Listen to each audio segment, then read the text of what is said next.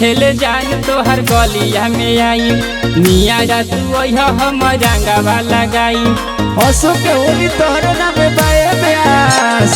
होली खेले जान तोहर गलिया में आई मिया रात वही हम रंगवा लगाई लाला का कलर से हम लहंगा लटाई लाला का कलर से हम लहंगा लटाई रंगोली हो तहरा ढोरी पर बनाई रंगोली हो तहरा ढोरी पर बनाई रंगोली हो तहरा ढोरी पर बनाई।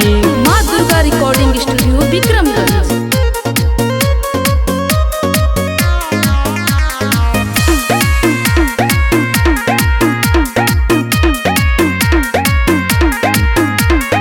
बन के गोरी जल्दी आई हवा हजावा लहे लहे रंग भम तोहर साला बारावा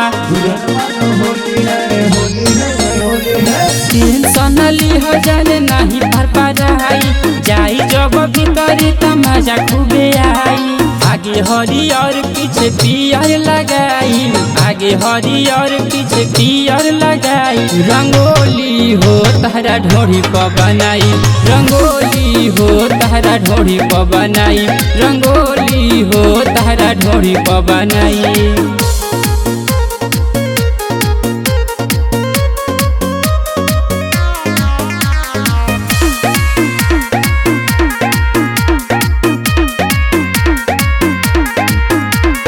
जनी चोन्हई ह जानू भाव जनी खई ह लोडा पिचु करिया के माजा उठई ह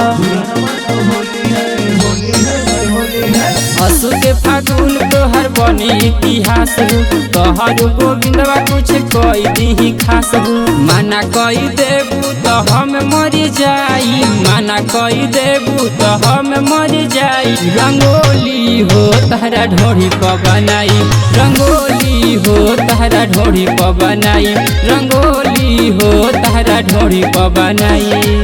असु दिल मत तुरी है जान।